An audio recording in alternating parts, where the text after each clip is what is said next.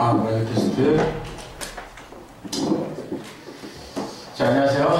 네. 지난주에 법원에서 세례받은 주호수라고 합니다. 반갑습니다.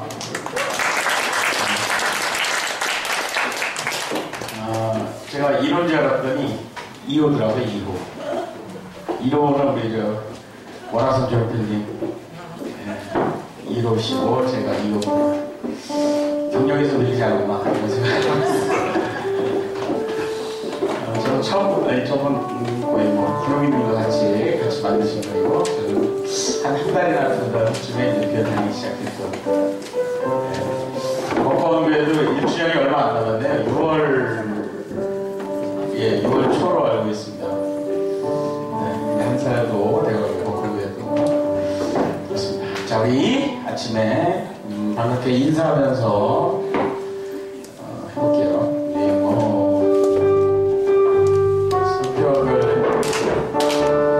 우리 모두 다 같이 손뼉을 우리 모두 다 같이 즐겁게 손뼉 쳐 우리 모두 다 같이 손뼉을 우리 모두 다 같이 인사를 안녕하세요.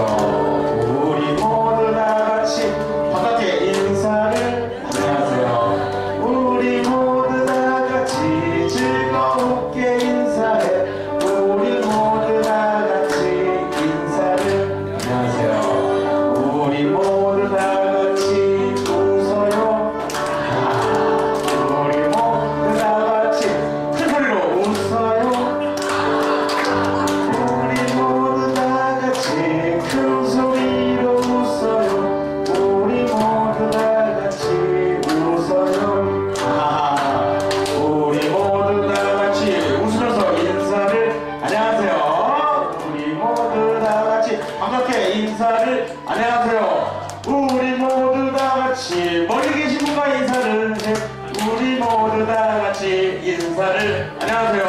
우리 모두 다 같이 손 들며 인사를 안녕하세요. 우리 모두 다 같이 손 들며 인사를 안녕하세요.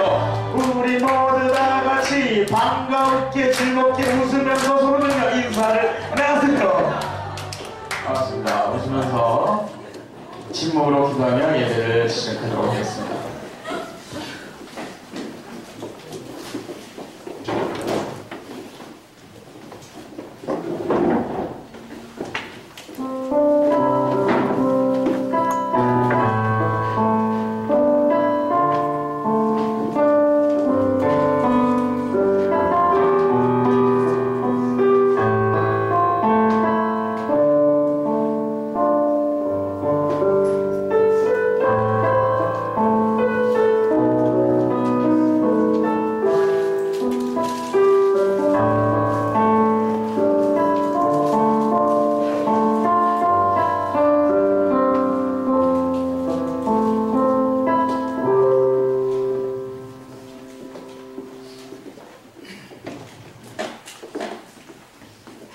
오늘 연한 기도는 해피소울님께서 해주시겠습니다.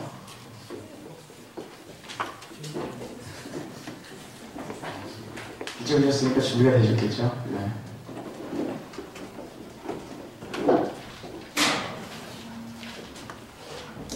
자, 함께 기도 드리시겠습니다. 하나님 아버지 감사합니다. 저희 각자의 소망을 가지고 또 한 주를 보내고 이 자리에 나왔습니다. 저희 위대한 일 하려고 하는 거 아닙니다. 저희 대단한 일 하려고 하는 거 아닙니다. 그래서 저희가 있는 자리에서 최선을 다하는 하나님의 말씀을 하려고 노력하는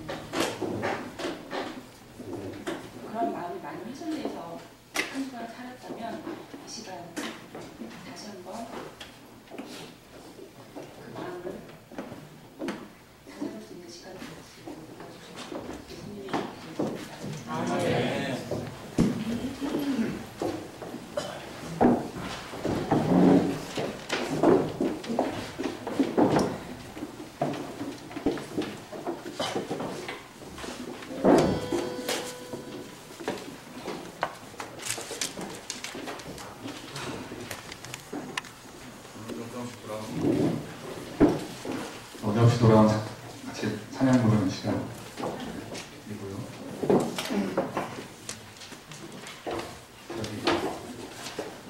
순서는 주보에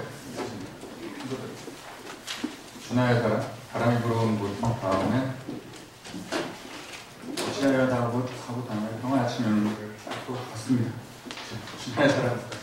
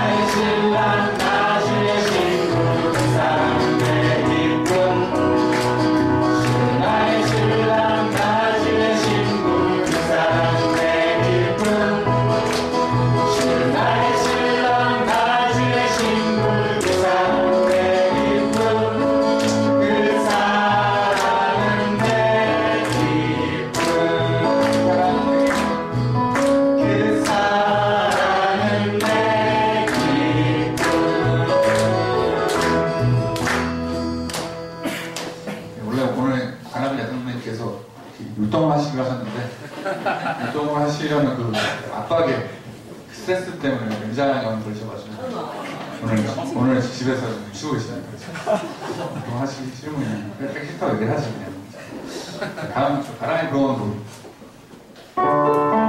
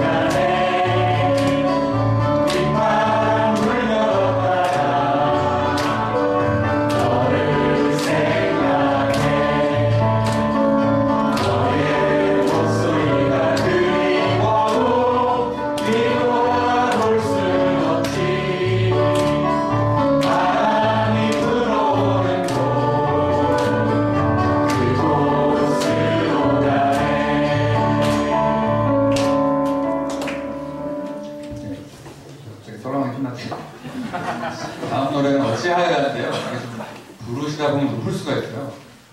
이렇게 무리해서 따라 부르지 마시고요. 그냥 조용히 그냥 가슴으로만 불러주시면 감사하겠습니다.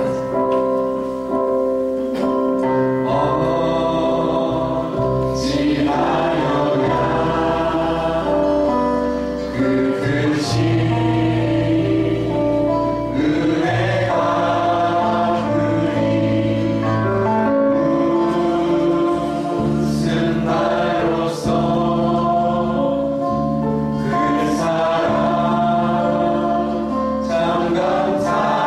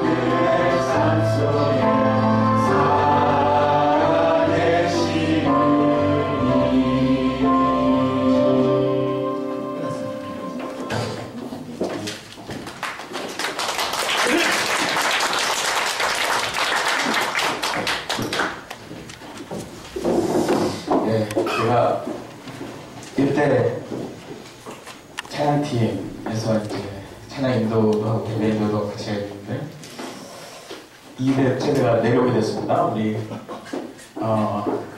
홍원심 스님께서 같이 해서 근데 이렇게 여기 앉아서 부르니까 훨씬 더 노래를 그때 여기서 위에서 찬양을 할 때는 그냥 막 정신없이 노래만 부르는 것 같아요. 근데 여기서 앉아서 부르니까 내용이 쏙 들어오면서 동화가 되면서 정말 찬양하고 있구나 내가 그런 생각 듭니다. 홍원심 스님께 감사드리면서 자, 제가 뭐 그런 여러 가지 뜻을 하나님께서 만들어 주신 것 같습니다. 네, 이런 부분이었군요. 찬양이라는 게. 자, 주기도문 하시겠습니다. 하늘에 계신 우리 아버지, 아버지의 이름을 거룩하게 하시며 아버지의 나라가 오게 하시며 아버지의 뜻이 하늘에서 같이 땅에서도 이루어지게 하소서. 오늘 우리에게 일용할 양식을 주시고 우리가 우리에게 잘못한 사람을 용서하여 준 것 같이 우리의 죄를 용서하여 주시고 우리를 시험에 빠지지 않게 하시고 악에서 구하소서. 나라와 권능과 영광이 영원히 아버지의 것입니다. 아멘. 다음은 함께 나누는 삶의 기도입니다. 같이 나누시고 싶은 기도 내용이나 혼자 감당하기 힘든 기도 제목이 있으신 분, 그리고 좀 알리고 싶은 좋은 소식이 있으신 분, 어떤 내용도 상관없습니다. 앞으로 나오셔서 눈을 뜨고 같이 나누는 시간이 되겠습니다. 함께 나누는 기도 하실 분들은 앞으로 조용히 나오시면 감사하겠습니다.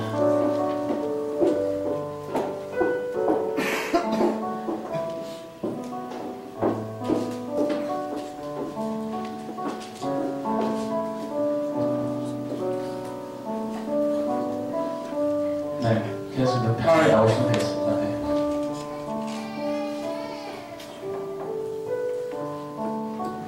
한 분입니다.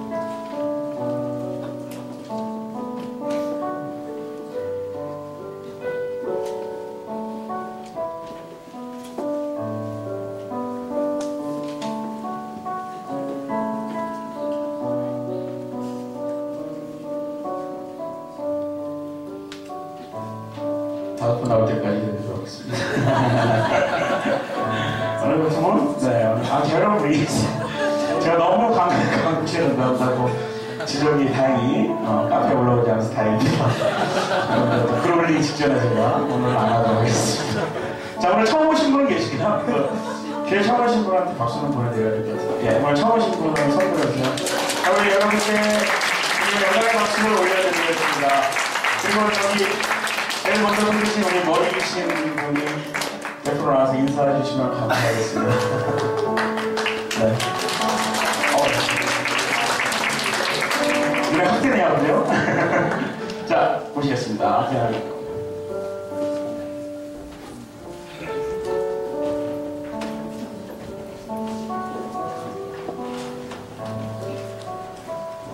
사람이 많으면 안 나오려고 했는데 마침 없어서 나가야 된다는 생각이 들었어요. 제가 2월달, 3월달에는 자주 교회에 나오지 못했는데 그 이유를 설명드리려고 나왔습니다.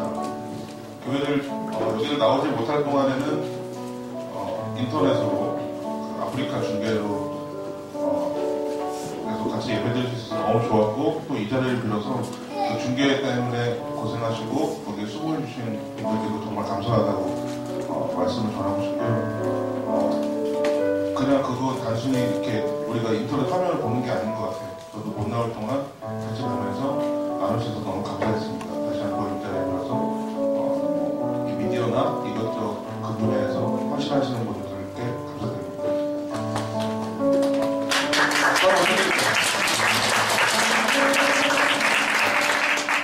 제가 여기 나왔던 이유는 제 딸인데요.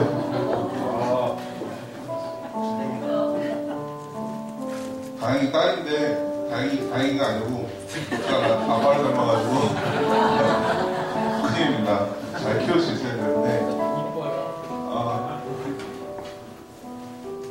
굳이 소개 안 해도 되는데 소개하는 이유는 이 딸이 아주 정확하게 그 날짜인지 모르겠지만 확실하진 않지만 어쨌든 그 즈음입니다. 벙커교회가 생기던 그때쯤 딸이 생겼습니다. 확실하게 뭐 말씀드리겠습니다. 생각합니다.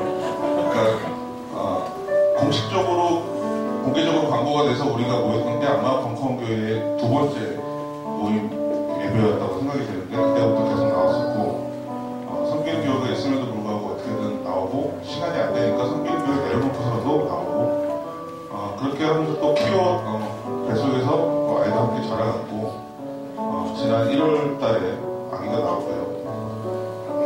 이름을 그래서 그때부터 주셨던 마음이 한 번도 바뀐 적이 없어요. 더 좋은 엄마는 자꾸 애엄마는 이제 딴 것도 생각해보라고 하는데 저는 이게 머릿속에서 떠나가지가 않았어요. 여기 다만 정의를 강물처럼 흐리게 하라 서로 위하는 마음 결과치 넘쳐 흐리게 하라. 이 말씀이 떠나가지 않아서 아이의 이름을 강물하 흐르면 하연이라고 지었습니다.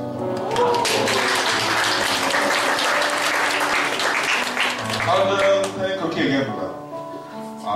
근데 4대강에 반대하는 분들 참 우리 딸이 꼭 4대강을 복원하는데 큰일을 할 것이다. 뭐 이렇게 우스갯소리로 듣긴 하지만 정말 마음으로 그런 마음은 당연히 있죠.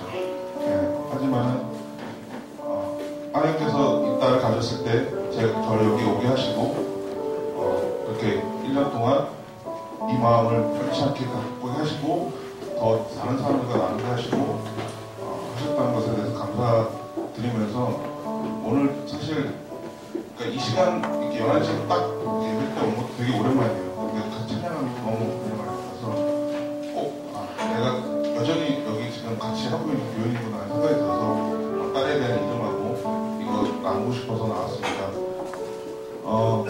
그러니까 벙커교회가 시작된 게 벌써 한 생명이 잉태돼서 이미 세상에 나와서 벌써 얘가 벌써 이제 그 고개도 감기 시작하고 막 뒤집기도 하려고 그러거든요. 그 과정 저는 하인이 볼 때마다 계속 벙커교회가 생각나는 것 같아요. 그 시간 같이 가고 있다고 생각해요. 그래서 이 교회가 더 많은 생명을 잉태하고 하나님이 우리에게 말씀으로 주신 일들을 해나가고 우리 삶에서 그것들이 이루어져가는 걸 보고 하나님과 함께 기뻐 노래하는 벙커교회가 되었으면 좋겠습니다. 감사합니다. 안녕하세요. 반갑습니다. 정수입니다. 저도 조용히 있을까 하다가 앞에서 크나큰 은혜를 말씀해 주셨는데 저도 그냥 집에 멈추나 꼭 말하고 싶은 게 있어서 나왔는데요. 그동안에 제가 교회를 나가면서 벙커 전을 다니면서 신앙의 의문이라든지 그런 거를 항상 교회를 다니면서 죄의식도 있었고 그런 교회 나오면서 여기 나오면서 그런 털어버리고 이제 자유롭게 다니긴 했는데 과연 내 믿음이 어디로 흘러가고 있는지 그런 것도 제가 간간히 점검을 하면서 이제 하나님 말씀 안에서 이제 살아가려고 노력하는데 그래도 항상 늘 기도 제목이 저는 두 가지였거든요. 제 마음의 평화와 하나님 사랑 이 두 가지 주제로 항상 기도를 했는데 그나마 교회 나와서 제 마음의 평화를 얻고 하나님 사랑에 대해서 물뜨게 돼서 정말로 감사드리고 그 사랑을 여러분들께 전하고 싶어서 이렇게 나오게 됐습니다. 또 한 가지 너무 감사드리는 거는 저희 소모임 못해 식구들 정말 말하고 싶어서 이렇게 마이크를 잡았어요.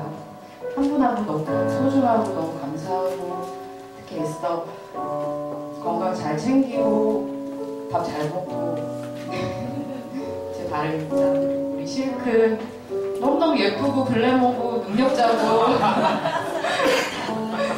호응도 꽤 되는 걸로 알고 있는데요.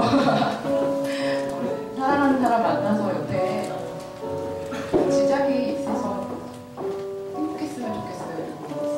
여러분들 주일마다 항상 만나는 저희 헤일리 있잖아요. 여러분 안녕하세요. 헤일리가 못 왔어요. 오늘 대학문에 지금 출근해가지고 아침에 지부장님도 지금 경찰서에 계셔가지고 면회도 가느라고 아침에 예배는 같이 못 드리는데 그래서 저희 헤일리한테 헤일리는 아직까지 믿음이 그래 확신이 없다라고 자기는 이렇게 얘기를 해서 좀 안타까운 면이 있어요. 그 믿음을 제가 강요할 수는 없는 거잖아요. 학령에 좋은 방법도 본인이 할 수 있는 능력 안에서 이기 때문에 옆에서 아무리 김명수가 이거 말하고 열심히 해라 해도 그걸 어떻게 도와줄 수 있는 방법이 없어서 좀 안타깝긴 한데 그리고 믿음을 한번 가져보라고 얘기하고 싶고 그리고 성원이 성원씨 너무너무 고마워요. 누나들 등산을 껴가지고 피곤할 텐데 그래도 하나님이 다 아실 거야 자기야. 나머지 식구들 준비 아저씨 우리 그린날에 다 각자 자리에서 하나님이 다 붙잡아 주시고 생각하고 계실 거라고 믿습니다. 반갑습니다.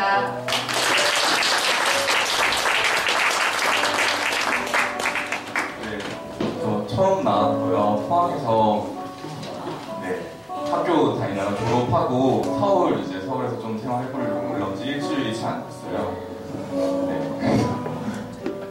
포항에 있을 때 기독교 학교를 다녔거든요. 근데 교회를 정기적으로 안 나간 지는 조금 됐어요. 이제 두 가지 때문에 하나는 기존 교회에서 어떤 실망이나 이런 것도 있었고 그것보다 더 큰 이유는 사실 게을러가지고 일요일날 만나기 너무 힘들더라고요. 새로운 생활을 시작하는 시점에서 조금은 부지런해져보자. 게으름을 싫어하는 건 아닌데 매우 좋아하는데 조금은 부지런해보자 하는 마음에 스페인에서 나오게 됐습니다. 그래서 이제 새로운 생활을 시작하니까 좋은 사람들도 많이 만나고 좀 많은 것들을 배울 수 있었으면 좋겠습니다.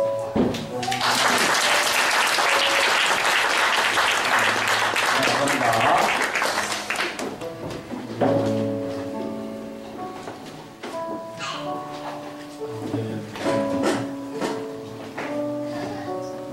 하연이 건강하게 잘 자라도록 그리고 벙커원에서 정말 실천을 하고 계신 보템 여러분들도 건강하고 평안할 수 있도록 그리고 저도 지난주에 세례 받으면서 그러더라고요. 이제 100% 믿느냐 하나님 나한테 질문하더라고요. 저기 우리 시라트님께서 네라고 답변했습니다. 이제 세례도 받았고 내일님도 100% 믿을 수 있으면 좋겠습니다. 우리 같이 찬양하시겠습니다. 축복의 통로.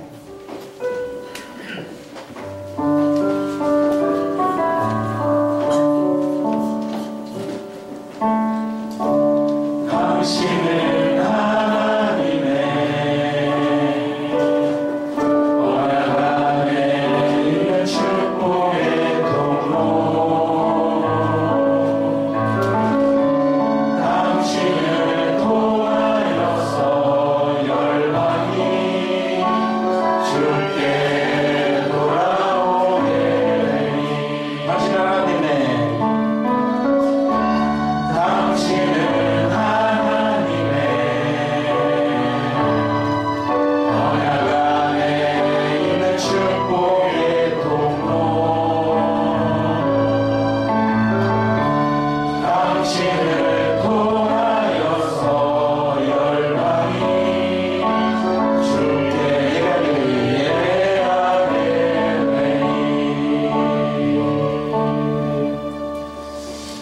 아멘. 축복의 통로 노래가 우리 벙커원에서 계속 처음부터 이거였는데 좀 다른 거 혹시 있으시면 바꾸자는 얘기가 좀 나오더라고요. 제가 한 거 아니고요. 카페에 올려주시면 감사하겠습니다. 제 얘기보다는 축복의 통로를 대체할 노래 여러분들 있으시면 카페에 올려주시면 참고해서 노래도 바꿔 좀 긴 노래로 바꿔주셨으면 감사하겠습니다. 제가 찬양기도 못하기 때문에 좀 이렇게 길게 읽을 수 있으면 좋겠습니다. 자, 오늘 말씀입니다. 카이사르의 것은 카이사르에게. 제가 한 절 읽고 여러분들이 한 절 읽으시겠습니다. 그들은 예수의 말씀을 트집잡아 올가미를 씌우려고 바리사이파와 헤로데 당원 몇 사람에게 예수께 보냈다. 사람을 예수께 보냈다. 예.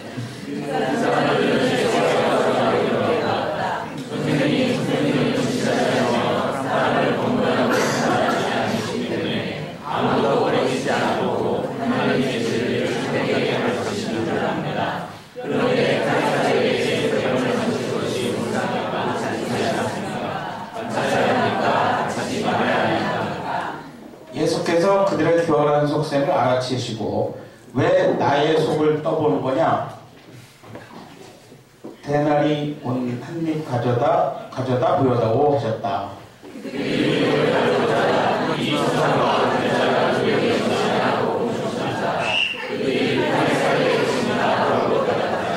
자, 17절 같이 읽겠습니다. 그러면 카이사르의 것은 카이사르에게 돌리고 하나님의 것은 하나님께 돌려라 라고 말씀하셨다. 그들은 예수의 말씀을 듣고 경탄에 나지 않았다. 오늘 말씀은 김용민 님께서 주시겠습니다.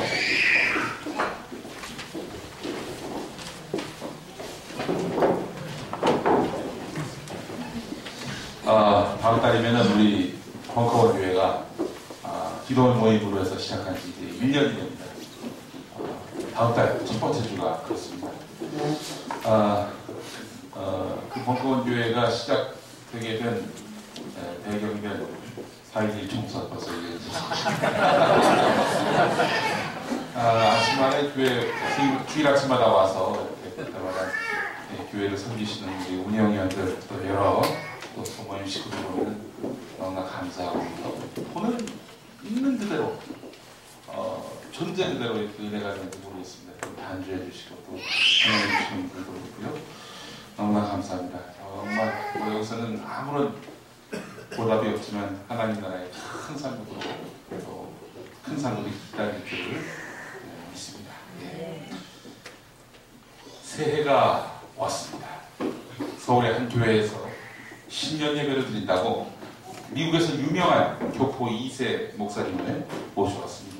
근데 이 목사님이 한국말이 무척 서툴렀습니다. 기도를 합니다. 이렇게 합니다. 하늘에 계신 우리 아버지시여, 정들었던 년이 가고 새로운 년이 왔습니다. 그동안 지나간 년 중에 좋은 년, 나쁜 년 등등 많고 많았지만 새로 맞이하는 년은 우리에게 있어서 그 어떤 년보다 뜻깊은 년이 되게 하옵소서. 예수님의 이름으로 기도합니다. 하는 기도입니다. 사람이 욕하면 욕하는 것 같지 않은데 제가 욕을 하면 아주 그냥 차이가 넘치지 않습니다. 2013년 2년을 어떻게 보내고 계십니까? 어느새 2013년도 3분의 1이 지났습니다. 4분의 1이죠? 4분의 1이 지났습니다. 이달에 하면 3분의 1이 지나는 겁니다.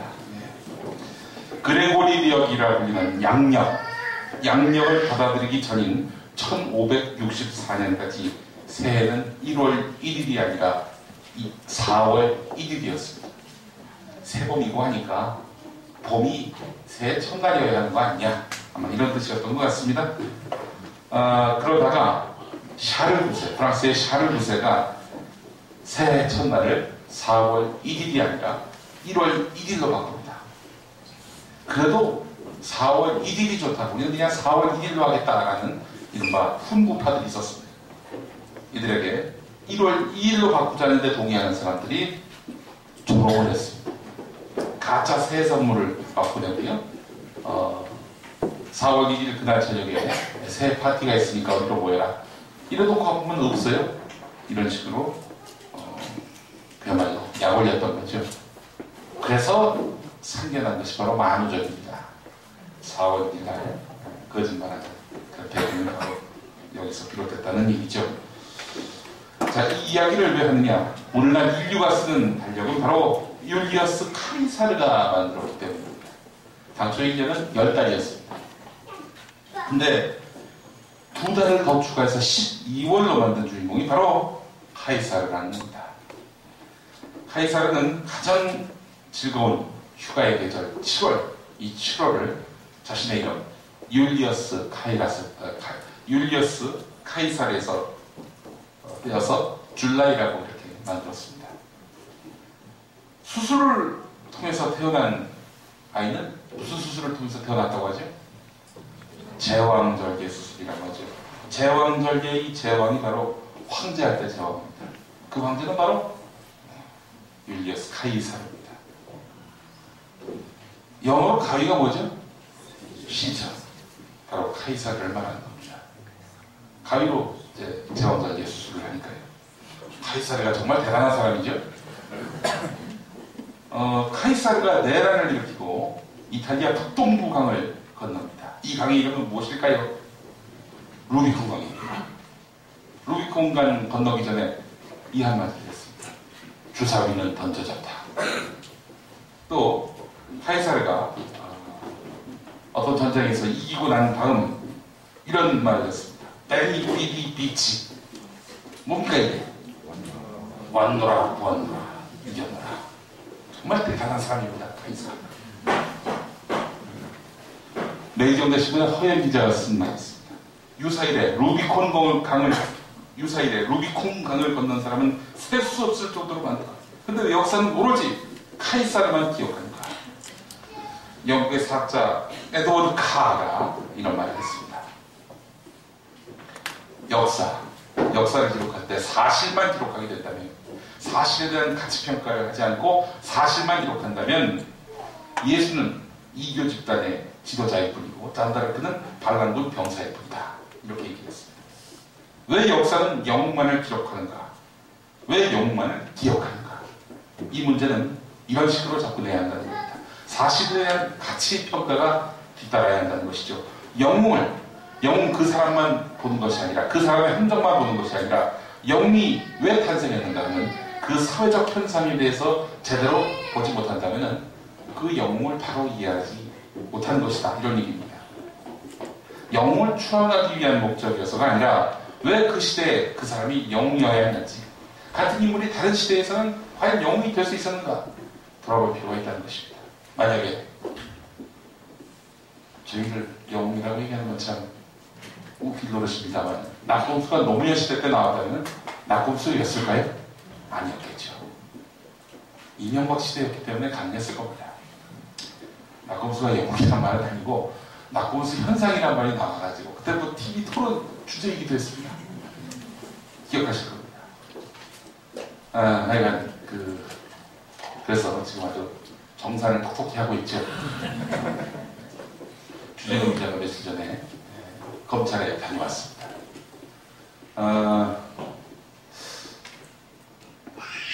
두 가지 시각이 있어요. 어떤 중요한 사안을 놓고 보면 변호사들, 율사들은요, 이 사안을 법리적으로만 봅니다.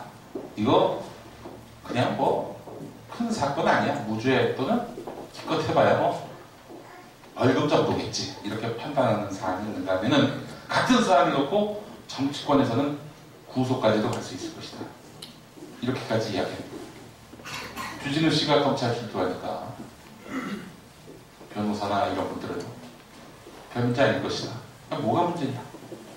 이런 분위기인 반면에 당 쪽에서는 구속될 것 같다. 이렇게 이야기가 나오는데 대체로 이런 상황에서 어느 쪽만이 더 신빙성이 있느냐? 정상적인 사회에서는 당연히 율사들의 말이 맞겠죠. 비정상적인 사회 속에서는 정치권의 이야기에 좀 더 신빙성이 있습니다. 왜냐? 정봉주가 그렇게 해서 갔거든. 정봉주 마지막 판결 날 때 율사들은 이거 갖고 설령 감옥까지면 되겠는가 생각을 했었는데 당 쪽에서는 위험하다, 갈 것 같다. 아니나 다를까 갔습니다. 별일 없도록 여러분 많이 기대해 주시기 바라겠습니다. 아주 어마어마하게 준비했다라는 얘기를 주진우 기자가 얘기하다 보냐. 자기가 준비했다는 게 아니라 검찰에서. 그럼 이제 어디까지 했는데 까먹었네. 예. 영웅을 하나의 사회 현상이자 한 시대를 보여주는 대변자라고 봐야 한다는 겁니다. 영웅을 추앙하기 위해서는 기억하는 것이라기보다 그 시대를 이해하기 위해서 하나의 사회 현상이자 대변자로 해석해야 한다 이런 얘기입니다. 에드워드 카가 이런 말을 합니다. 예수가 카이사르의 것은 카이사르에게 주라고 한 것도 카이사르가 유대를 압제하는 독재자면서 당대 최고의 철권 통치자라는 상징성이 있었기 때문입니다. 카이사르 그러니까 좀 어색하죠. 개역 성경에서는 가이사라고 부릅니다. 서기 6년 로마 황제였던 옥타비아누스 아우구스토스는 유대와 사마리아 지방 총독 아르켈라우스를 물러나게 합니다. 그리고 그 자리에 코포니우스라는 사람을 총독으로 세웁니다. 그리고 인두셀을 넣습니다. 인두셀. 사람이 자의 머리도. 그러니까 모든 사람에게 다가오는 겁니다. 직접 쓴 거예요. 물론 어린아이, 그리고 노인들 이런 사람들은 좀 뺐습니다. 어쨌든 모든 성인들은 다 돈을 내야 했었습니다. 당연히 안 내는 세금을 내면 불만이 커질 수밖에 없겠죠. 역대 무너진 정권들 보면 대체로 다 세금에서부터 문제가 촉발되는 경우가 많았습니다. 노무현 정권 무너진 거는 종부세 때문이다 이렇게 얘기하는 사람도 실제로 있어요. 세금 잘못 걷으면 그 정권의 근간이 흔들릴 수밖에 없다는 거죠. 그래서 복지와 관련해서 어디서 돈이 나오겠어요? 세금 늘리는 수밖에 없는데 부자들에게서 세금을 더 걷어야 되는데 그 얘기를 차마 민주당도 잘 못합니다. 왜냐? 잘못했다 큰일 날 수가 있기 때문에. 도리어 이명박 대통령 같은 경우 세금을 줄여줬죠. 박근혜 대통령은 복지를 크게 늘리겠다.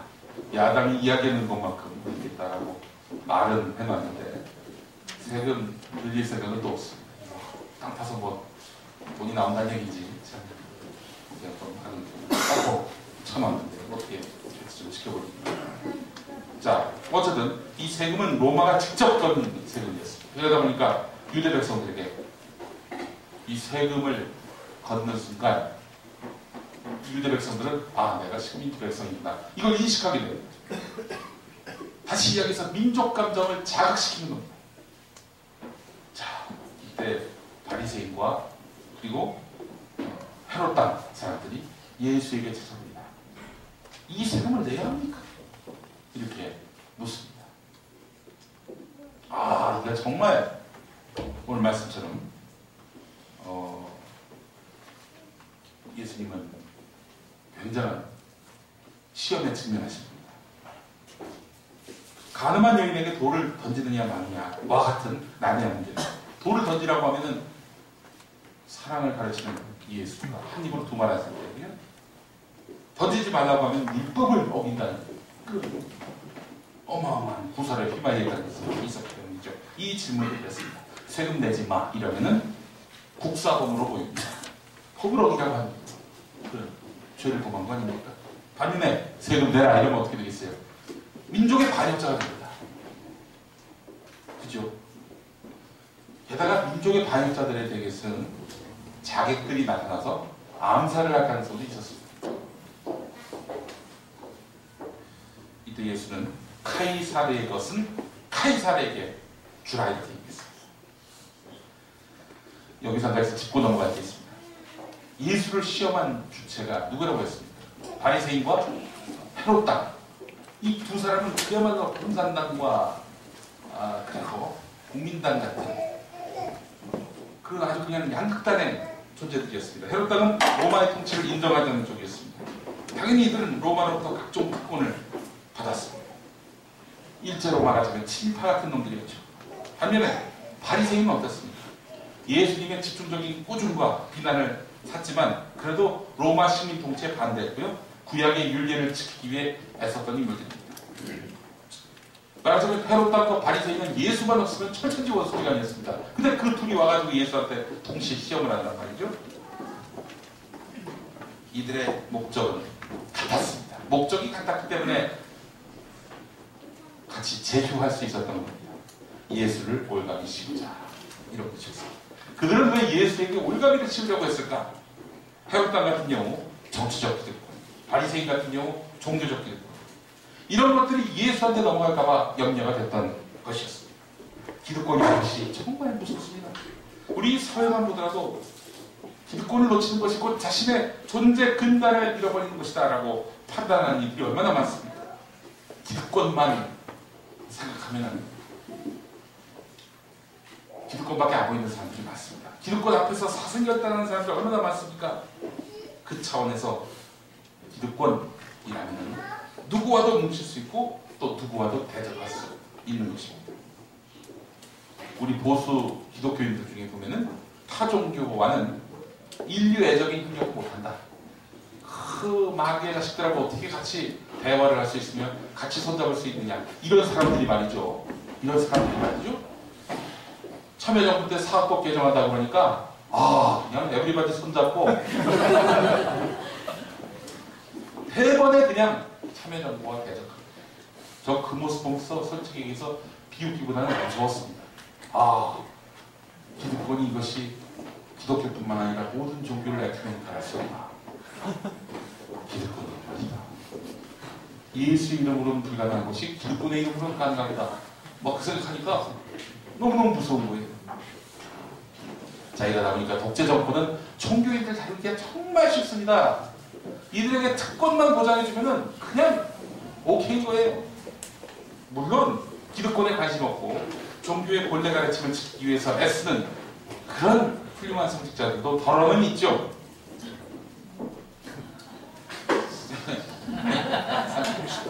여기 이 사진은 특정 사실과 무관합니다.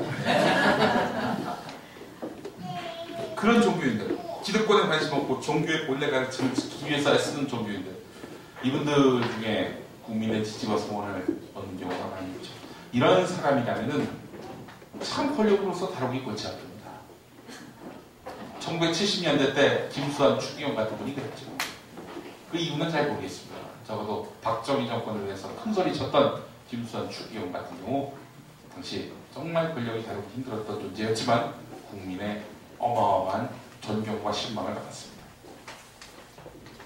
자, 하지만 권력은 그렇지 않은 나머지 병들고 타락한 종교인들은 기득권을 보장해주고 특혜를 부여하면 충분히 장악할 수 있었습니다. 독재 정권 당시 이런 부패한 종교인들이 어디 한두 명이었습니까? 자, 이들은 이렇게 특권과 기득권을 보장해주는 이런 권력을 향해서 서비스를 합니다. 강단에 올라가가지고 가이사의 것은 가이사에게 이렇게 설교합니다. 교회는 세속의 문제에 관여해서는 안 된다. 이렇게 또 농서를 풉니다.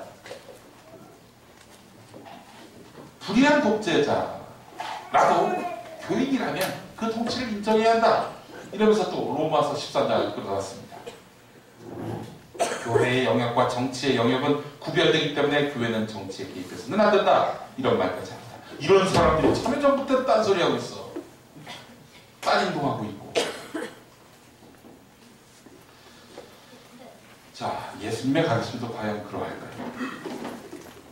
예수님은 그때 이 헤롯 왕과 바리새인들을 불러서 데나리온 내놔봐라 이렇게 이야기합니다. 데나리온 말하자면 동전이었죠. 당시에 화폐였습니다. 1데나리온이 노동자 하루 품삯에 해당하는 어마어마한 돈이죠. 그 은전에 카이사르의 얼굴이 있었습니다. 자, 이걸 예수님이 보시더니 이거 카이사르한테 갖다 줘. 이렇게 한마디 합니다. 이 말은 뭐냐? 정확한 뜻은 이렇습니다. 카이사르의 권위를 네가 인정한다면 카이사르 얼굴이 박힌 이 동전을 갖다 줘라. 세금으로 바쳐라. 이런 얘기. 카이사르를 왕으로 인정한다면 카이사르가 요구하는 세금을 내라는 말이죠.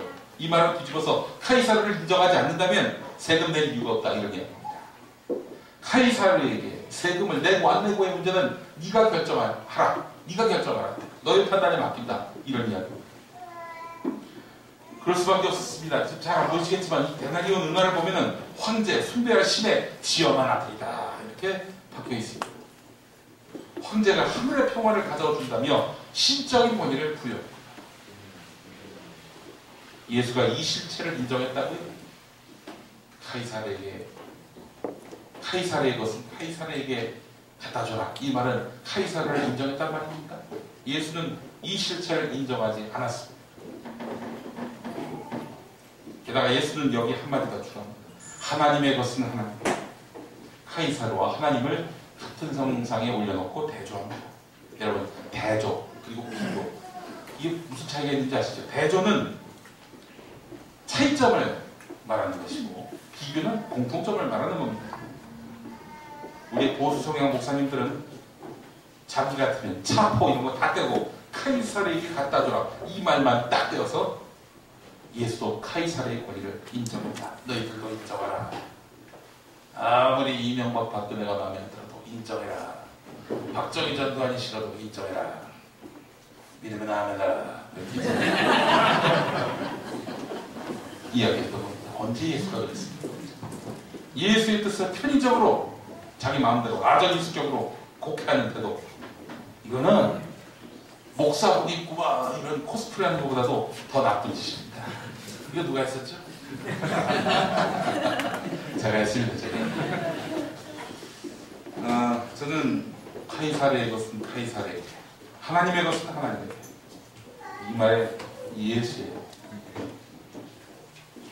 강력한 탐자가 담겨있다고 생각합니다. 물론 하나님의 것은 하나님에게, 이 뜻은 진심으로 하신 말씀이겠지만 카이사르의 것은 카이사르에게, 이 말은 예수의 조롱이 가득 담겨있다고 보는 것입니다.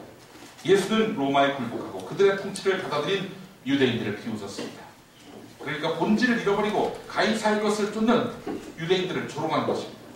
그리스도인이 역사를 변혁시키지 못한다면, 아니 변혁은커녕 불의한 현실을 유지하는 데 도움을 주거나 더 악화시켰다면 통렬한 사과와 반성을 해야 한다는 겁니다. 나치 정권 당시에 90% 이상의 독일 교회는 나치의 독재와 혹세무민, 전쟁 범죄, 학살 책임을 물었을까요? 아닙니다. 당시 90% 이상의 독일 교회는 하나님께서 영적인 구원을 위해 예수님을 이 땅에 보내셨고 사회 경제적 구원을 위해서 히틀러를 이 땅에 보내셨다, 이걸 주장했습니다. 단체로 이단이 된 겁니다. 이것에 대해서 본회포 목사가 얼마나 열받았겠습니까? 얼마나 화가 났겠습니까? 이런 극악무도한 독일교회 범죄에 참다 못해서 본인이 스스로 스나이퍼가 된 겁니다. 결국 히틀러를 암살하지 못했지만 그가 스나이퍼가 될 수밖에 없었던 저간의 배경을 보게 되면 이해 못할 상황이 아니었다 판단합니다. 하지만 본회포를 비롯한 몇몇 지각 있는 신자들만 저항하다가 결국 끝나고 말았죠. 찻잔 속에 태풍으로 끝나고만 저항했습니다. 신사참배 했던 이 땅의 조선교회 어떻습니까? 신사참배는 명백한 배교행위입니다. 우상숭배가 아닐 수가 없는 것이죠. 그것에 대해서 반성을 해야죠. 뭐 그럴 수 있습니다, 솔직히. 그렇지만 그런 것에 대해서 사과는 안 하고 일제가 강제로 시켜서 그랬다느니, 당시에 먹고 살기 위해서는 어쩔 수 없었다느니, 이런 식의 이야기로 대충 덮고 넘어가는 이런 태도를 보면서 하나님이 어떻게 보실 것인가 답답하기 짝이었습니다. 그것뿐만 아니라 독재 권력에 아부하는 한국의 이름난 목사들은 과연 어떨까요? 주기철 목사와 수감됐던 신자들만 자존심을 세웠을 뿐입니다. 인간 사회는 불완전성 뿐입니다. 이 불완전성을 인식하고 이 같은 구조를 극복해서 하나님 나라의 모형을 완성하려는 노력을 기울여야 합니다. 그 노력을 한다고 될 일도, 그 노력을 한다고 뭐 되지는 않을 겁니다만 어쨌든 최선의 노력을 기울여야 마땅합니다. 이것이 바로 그리스도인들이 이 세상에서 해야 할 역할입니다. 이런 원리를 무시하고 수고기득권 세력과 손잡는 것은 말할 것도 없고 이 자리에 안주하는 것만으로도 이것은 병들고 부패한 행태가 아닐 수가 없는 것이고, 예수는 왜 총체적 저항자였는가 하는 점은 이런 맥락에서 해석이 가능합니다. 예수님은 예루살렘 제사장의 귀족 정치뿐 아니라 로마 제국의 통치에 대항했습니다. 보십시오. 그의 사역은 예루살렘이 아닌 갈릴리에서 시작을 했습니다. 가난하고 병들고 못 배운 사람들을 모아서 그들에게 하나님 나라의 복음을 선포했습니다. 로마 제국의 온전성, 완전성이 강조되는 마당에 어떤 어중이 떠중이가 나타나서 새로운 나라를 이야기하고 다닙니다. 이거 정말 어처구니 없는 일이죠. 설령 하나님 나라가 눈에 안 보이는 나라고 뭐 천국을 얘기하는 거다, 이렇게 이야기한다 하더라도 문제가 안 되느냐? 아니죠. 기득권 세력은 그 하나님 나라를 이 땅에서, 이 권역에서 펼치려고 하는 것 아니냐? 충분히 의심했을 것입니다. 예수가 어떻게 죽었어요? 유대인의 왕이 되려 한다, 혹은 혁명을 일으켜서 권력을 잡겠다, 이런 누명을 쓰고 열 때는 죽은 거 아닙니까? 그들은 그렇게 의심을 했던 겁니다. 예수님의 사역은 정치, 종교 권력에 대한 도발이었습니다. 그래서 이 기득권 세력들은 싹을 자르지 않고서는 도저히 안 되겠다라고 판단했습니다. 그래서 십자가에 매달았던 것이죠.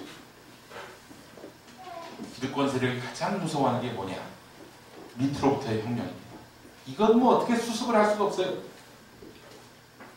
그래서 약자 계층에서 지지를 받는 이들이 막 떠오르는 순간 거짓 선지자라는 혹세무민한다는 하는 말로 매도하면서 이렇게 떠오른 사람이 중상류층에게 설득력 있게 다가가지 못하도록 완전히 포위를 해버립니다.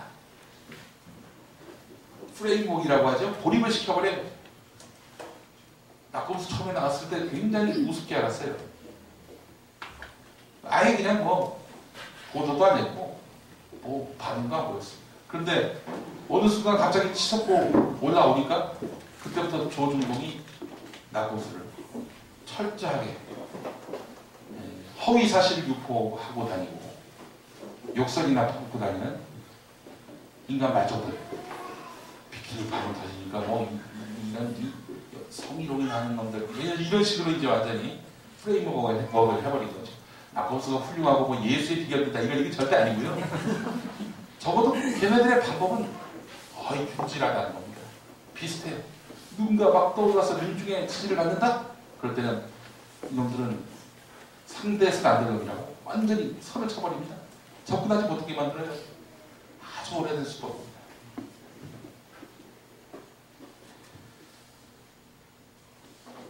예수님은 이렇게 이들로부터도 완전히 고립을 당하는 그런 존재였지만 그 혁명자로서의 자신의 역할에 대해서 한 번도 잊은 적이 없었습니다. 앞서 로마서 13장 이야기 잠깐 했는데 바울 역시 권력에 순종하나 이런 말을 했어도 그가 로마 권력에 호의적이었다라고 판단하는 것은 섣부릅니다. 로마서 13장에서 모든 권력에 순복하라라는 표현이 되어 있는데 그 모든 권력이라고 하는 것이 하나님이 인정하고 또 선한 그런 권력을 말한다는 것이 또 신학자들의 보편적인 평가입니다. 김세윤 미국 퓨너신학대 신약학 교수 유명한 분이죠. 이분이 그 복음과 상황과 2009년 3월에 인터뷰한 것이 있는데 바울은 제국주의하고 치대는가? 이런 질문을 던지면서 이런 말을 합니다. 바울이 편지를 쓰던 시기에 로마에 장악된 유대 민족은 군대로 징집되고 정치적 압제와 경제적 수탈과 종교적 우상 숭배를 강요당하는 등 참을 수 없는 상황에 처해 있었다. 그러다 보니 AD 66년에 제1차 유대전쟁으로 폭발하게 됐다. 바울은 그보다 15년 전에 편지를 쓰고 있습니다. 이런 상황에서 과연 바울이 로마 제국을 순종하라 그리고 지지하라 이렇게 이야기할 수 있었겠냐는 겁니다. 그 사람 자신도 이미 유대인입니다. 카이사르는 예수님에게 있어서 아웃 오브 안중입니다. 안중에도 없는 그런 듣보잡이었어요. 카이사르는. 일제, 미국, 그리고 이승만, 박정희, 전두환, 노태우, 김영삼, 이명박, 박근혜에게 달라붙어서 축복하면서 정권적 위기 때는 한편이 다투나는 이들을 향해서 예수님은 아마 같은 시선을 보냈을 겁니다. 아웃 오브 안중. 예수의 사역은 이런 저항과 투쟁 속에 종료됩니다. 이제 그를 기다리는 것은 고난과 죽음입니다. 의로운 일에는 언제나 대가가 따르기 마련입니다. 그 대가 치르는 것이 싫어가지고 우리는 의로운 일을 하다가도 많은 것이죠. 이명박 정부 초기에 미국산 쇠고기 협상에 반대하는 시민들의 저항이 거리에서 표출됐습니다. 거기 참석하는 분들 절대 다수는 이런 거 한다고 불이익당하진 않겠지 이렇게 생각했을 거예요. 안 그렇습니까? 김대중 노무현 정부 때는 그런 일이 없었기 때문입니다. 시민들의 저항은 응당한 권리라고 생각을 했습니다. 그런데 어땠습니까? 이명박 정권 들어서 어마어마한 불이익이 가해집니다. 자, 불이익 가하기 전에는 본인들이 먼저 하는 일이잖아요. 첫 번째 방법이 있습니다. 권력과 결탁한 언론들, 누구라고 말하지 않겠습니다. 조중동이라고 말하지 않겠습니다. 이 조중동이 이런 무질서 폭도들을 가만둬야 하는가? 보십시오. 청와대만 지키는 정권, 우리도 지켜줘, 코리아나 우리도 지켜줘, 이런 조선일보의 보도였습니다. 대한문 앞에 쌍용자동차 농성노동자들을 쫓아내라 했던 신문이 어떤 신문입니까? 조중동이 조중동. 내가 봤을 때 조중동이 왜 그러느냐, 특히 조선일보가 왜 그러느냐, 난 근처에 코리아나 호텔이 있다는 이유가 크다고 봅니다. 영업하는데 방해되니까. 기본적으로 얘들 그런 애들이에요. 안 그럴 것 같죠? 정말 얘네 법 질서 이게 걱정돼서 그런 줄 알아요? 자기들 영업방해가 되니까 그런 거라니까. 보세요. 저 제목에서 다 본질이 다 드러납니다. 청와대만 지키는 정권. 촛불 집회 때 광화문 앞에서 맨날 집회가 있으니까 영업이 안 되는 거예요. 기본적으로. 또 조선일보가 표적이 되니까 언제 무슨 꼴에 당할지 모르니 손님이 안 오는 거야. 그래서 청와대만 지키는 정권. 야, 자기도 지켜달라는 거지. 이런 사악한 신문들이 아직도 1등 신문인 세상이 기가 막힌 세상이죠. 이런 놈들이 먼저 나서서 막 이렇게 무법부질성이가 안 된다라면서 막 군부를 지핍니다. 그러면 정부가 그때 나서죠. 언론도 이렇게 이야기하는데 우리가 가만히 있을 수 있겠구나. 마치 여론을 수렴한 것처럼. 권력의 우호적인 언론을 더 많이 만들기 위해서 이명박 정부는 종편을 만들었습니다. 예전엔 신문을 통해서 한 목소리를 내는 것이 두 목소리, 세 목소리 이렇게 나오는 거 아니에요? 자, 이렇게 해서 언론이 군부를 지피면은 권력이 나서서 막 때려졌어요. 그리고 법정을 세워요. 발언권을 박탈하는 정도로 끝나는 것이 아니라 밥줄을 끊습니다. 이러다 보니 국민들은 잠잠해졌습니다. 비판의 목소리, 반대 목소리 완전히 가라앉았습니다. 이건 민주주의가 아니죠. 북한의 모습 있는 그대로 아닙니까? 마키아벨리가 하는 말이 있습니다. 가벼운 모욕에는 복수할 마음이 생깁니다. 그런데 엄청난 탄압이 가해지면 복수할 마음이 사라진다. 이런 말이 있습니다. 설사 복수를 꿈꾼다 하더라도 그런 시도마저 비참한 패배로 종결될 때는 결국에는 정할 마음이 사라지면서 마음속에는 냉소주의밖에 남지 않는 거죠. 우리의 상태가 그렇지 않습니까? 이명박 정권에서 뭔 잘못을 저질러도 나중에는 원래 그런 놈들이지 뭐 이러고 대충 국정원 직원을 동원했습니다. 국정원장이 아예 지령을 내리고 직원이 나서서 지난 선거 부정선거를 치렀습니다. 국정원이 나서면은 정치에 개입하는 건 그 자체로 위법이고요, 불법이고요. 게다가 대선에 개입을 했다. 이거 부정선거입니다. 이게 부정선거가 아니에요. 개표만 바꿔치기 한다고 이 부정선거가 아니라 이 자체로도 부정선거라는 얘기죠. 그러다 국민들은 아니 그것도 남은 놈들이지 이런 거 대충 넘깁니다. 참 MB는 정말 장사 잘한 거예요. 그렇잖아요? 뭐 국민들의 저항, 분노 이런 것들을 완전히 잠재워버렸잖아요. 욕은 좀 먹었지만 욕 먹는 게 낫지 차라리. 안 그렇습니까?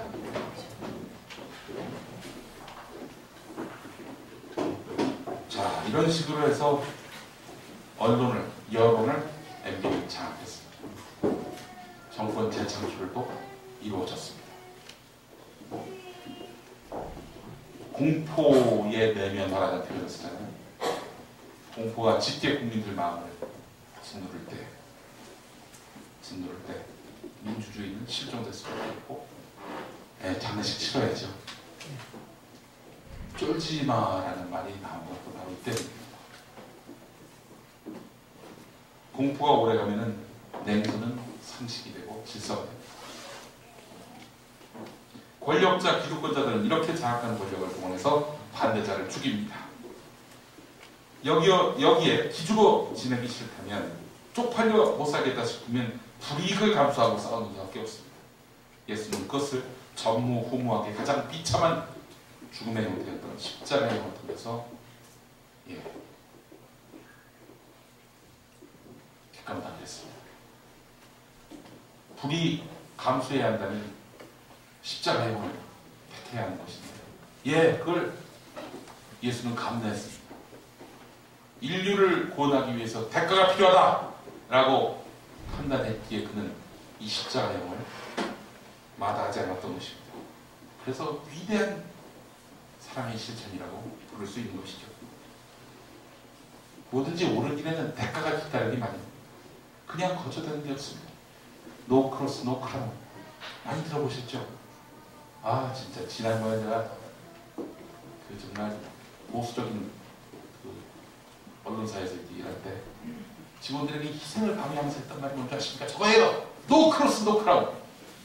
너희들이 고생을 해야지. 그래야 영광이 있는 이런 나쁜 놈들 같이 그 말을 어떻게 거기다 갖다 쓰나. 예, 이 부귀한 시대 기회주의가 성공하고 부정과 부귀가 득세하는 이 현실에서 우리는 정의와 상식의 깃발을 들어야 합니다. 여기에 따르는 그런 대가가 있다면 감수해야 한다는 마음으로 말이죠. 한때 예수를 믿는 것에는 한때 예수를 믿는 것에는 큰 용기가 요구됐었습니다. 세상을 욕망하는 경건한 신자들이라는 책이 있습니다. 백소영 교수가 쓴 책인데 추천합니다. 세상을 욕망하는 경건한 신자들. 여기서 가장 제가 주목했던 부분이 뭐냐면 영국에서 뉴 잉글랜드로 이주해서 정착한 1세대 청교도 목회자들은 경건이 성공을 보장하지 않는다 이렇게 생각했습니다. 경건이 성공을 보장하지 않는다. 잘 믿으면 성공한다가 아니라 잘 믿어도 성공하지 않을 수 있다 이렇게 믿었던 거죠. 아주 굉장히 건강한 태도입니다. 근데 이 세대 목회자들에 이르러서는 가난을 죄로 연결됐습니다. 정착에 실패한 일부 청교도인들과 하층민들 때문에 사회 문제가 발생하니까 야, 너 가난하면 벌 받는 거야. 이런 식으로 등식을 만들었던 거죠. 거기 3세대 목회자들 이야기도 뭐 나오는데 전 이렇게 정의합니다. 3세대 목회자들이 그 가난한 자들을 종교적 잣대로 비난하기 이르는데 결국 이런 거죠. 부유한 것은 축복이다. 부유한 것은 복이다. 이런 식으로 등식을 만든 것입니다. 청교도적인 색채가 강한 개신교 신앙은 자본주의 이런 것과 결합되면서 결국 부는 축복이고 하나님의 은혜고 이런 식으로 등식을 만들어. 이 지금 뭡니까? 가난한 건 죄다 이런 거 아닙니까? 부자들만 다니는 교회로 만들어버렸습니다. 값없는 복음, 가난한 자를 품었던 예수의 마음은 실종해버립니다. 이런 걸 바로 변질이라고 하는 거죠. 실제로 어떤 교단을 가보면 예수를 믿으면 물질의 축복을 얻는다라고 이야기합니다. 예수를 믿으면 손해를 봐도 정의롭다는 원리가 예수를 믿으면 세속의 이득을 취한다는 주장으로 변질된 겁니다. 우리는 정녕 덕을 보려고 예수를 믿는 겁니까? 예수는 정의를 위해 싸웠고 그 대가를 치러야 하는 냉혹함에도 결코 기죽지 않았습니다. 쫄지 않았습니다. 냉소주의의 틀로 숨어들지 않았습니다. 보수정권 시즌2 정도가 아니라 유신정권, 돌아온 유신정권 편이 우리 현실 앞에 나타났습니다. 예상했던 대로 세상은 총체적으로 틀어먹고 있습니다. 침묵해야 합니까?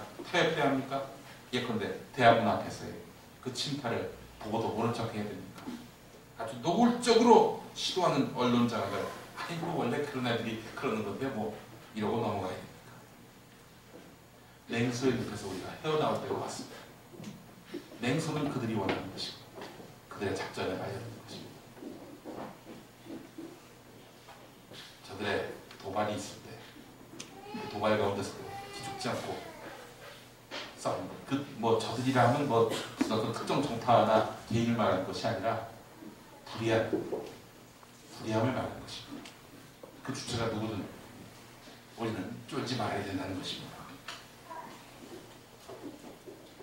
하나님이라는 정의보다 앞서 고려해야 할 대상이 있는 한 우리는 온전한 신앙이 있을 수 없습니다. 하나님의 것을 하나님께 드립니다. 하나님의 것을 이 세상에서 실현하는 그리스도인이 되어야 할 것입니다. 카이사르의 것은 카이사르, 하나님의 것은 하나님. 함께 기도하시겠습니다.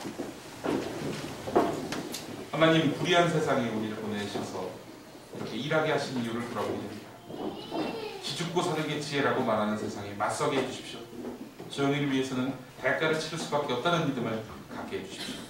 하나님의 것을 하나님께 드리는 내 삶 전체로 온전하게 드리는 삶을 허락해 주십시오.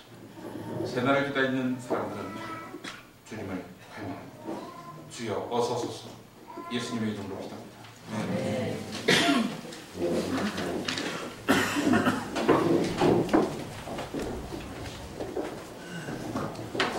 자, 축도하시겠습니다. 다 같이 일어서, 자, 일어서셔서, 옆에 계신 분의 손을 잡아도 좋습니다. 함께 나누는 축복의 기도입니다. 주 예수 그리스도의 은총과 하나님의 사랑과 성령께서 이루어주시는 친교가 우리 가운데 영원토록 함께 있기를 주님의 이름으로 축원합니다. 아멘.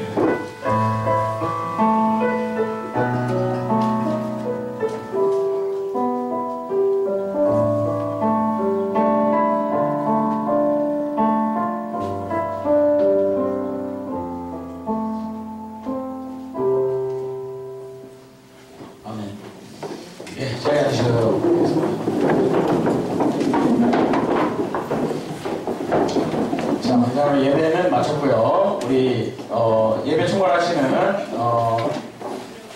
조슈아님께서 교회 소식 및 광고 말씀 읽겠습니다. 그리고 바로 이어서 찬양으로 마치겠습니다.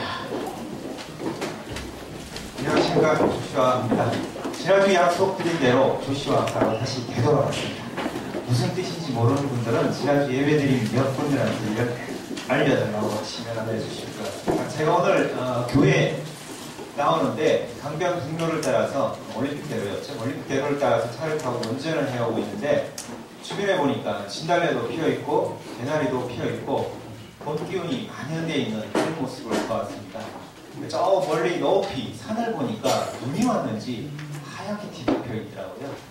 4월 첫째 주라는 지금 시기가 봄, 겨울이 동시에 존재하는지 저는 잘 모르겠는데 그걸 보면서 2013년 4월 내가 서 있는 위치, 지난주 쌍차 소식도 많이 들으셨는데 내가 지금 서 있는 이 공간이 정말 봄인가 겨울인가 그런 생각을 하게 되었습니다. 민주화 시대를 거쳐서 건강한 사회에 내가 살고 있는 건가, 70년대, 80년대를 살아가는 듯한 그런 느낌을 받게 되면서 이 쌍용자동차 퇴직 노동자들 뿐만 아니라 또 재난교육, 꼭 노동자들 아니더라도 우리 주변에 보면 여전히 겨울 속에서 살아가는 사람들 참 많이 있는 것 같아요. 그런 분들 같이 아파할 수 있고 기쁨을 함께 나눌 수 있는 그런 세상이 빨리 찾아왔으면 좋겠습니다. 여러분 옆에 계신 분들과 악수도 하시고 인사를 나눠야 되는데 이런 인사를 나누기가 좀 민망한 때인 것 같아요.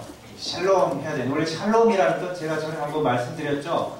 있는 것 3개, 없는 것 3개. 뭐가 있습니까? 건강이라는 거죠. 번영이라는 것. 평안이 있는 게 샬롬인데 뭐가 또 없는 겁니다. 뭐가 또 없어야 되냐면 불안한 마음이 없어야 되고요. 공포, 두려움, 걱정 이런 게 없는 게 샬롬. 성서의 말씀이 가르치는 샬롬입니다. 지금 현재를 보면 충분히 그런 사회는 아니지만 미래를 향해서 아픈 식구들을 향해서 그런 샬롬이 빨리 좀 찾아왔으면 그런 기도하는 마음으로 주변 분들 앞뒤 좌우에 계신 분들 잠깐 인사 나누겠습니다. 샬롬. 샬롬. 여기 주변을 한번 좀 살펴봐 주시겠어요? 주변을 보면 아이들이 좀 많아졌습니다. 지난주 제가 눈여겨보고 있는데 매주 한 5명, 6명 정도 오시다가 오늘은 7명까지 오시는 것 같은데 주일학교가 생겨나야 될 상황처럼 보이죠. 우리 벙커원 카페를 무상으로 우리가 대여받아서 예배를 드리기 때문에 공간에 좀 애로사항이 있습니다. 유아실이라도 이렇게 좀 마련이 돼 있으면 우리 다른 교회들처럼 같이 예배 드리다가 이렇게 설교 말씀 들을 때는 아이들이 좀 이해하기도 힘드니까 또 다른 공간에 모여서 즐거운 재밌는 성경에 관련된 놀이도 하고 또 예배 마칠 때 같이 모여서 그럴 때가 왔으면 좋겠는데 제 기도 제목입니다. 고민하면서 어떤 그 공간적으로 좀 그런 거를 했으면 좋겠는데 어머니 아버지들도 좀 더 집중하면서 예배를 드릴 수 있게 될 것 같아요. 아이들이 자꾸 늘어나는데 봉사를 하겠다는 분은 많이 계신 것 같아요. 만약에 그렇게 되면 봉사하겠다 하는데 고민하면서 좀 기도를 했으면 좋겠습니다. 또 소모임 광고 하나 드려야 되는데요. 오늘 뭐 특별한 거를 준비를 해오셨죠. 한번 보여주시겠습니까? 배너가 준비됐다고 하는데 우리 벙커교회에 산무라 그러죠. 등록도 없고 직분도 없고 뭐 헌금도 안 한다 그러는데 온통 없는 무법천이 아닙니다. 다 있을 건 있습니다. 운영위원회도 잘 돌아가고 있고 소모임도 있고 예배를 위해서 모든 분들이 자원해서 봉사를 하시는 분들이죠. 다 봉사하면서 질서가 안에 다 있습니다. 그래서 저기 뭐 만들어 오신 거 있죠. 배너. 강요는 아니고요. 교제하시기 원하시는 분들 예배 끝나고 난 뒤에 각 소모임 활동이 있는데 하나 보여줄게요. 여기 열공님께서 한번. 예.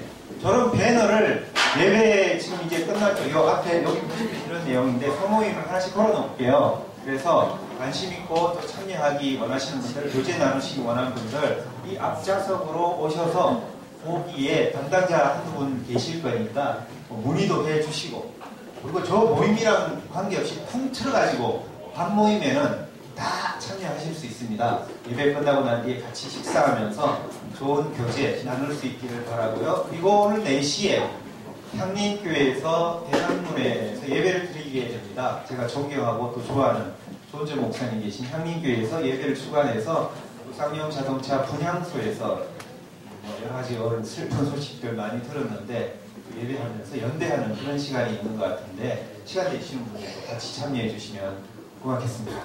예, 뭐 넘겨주시죠. 소개를 하나씩 다 넘어갔나요?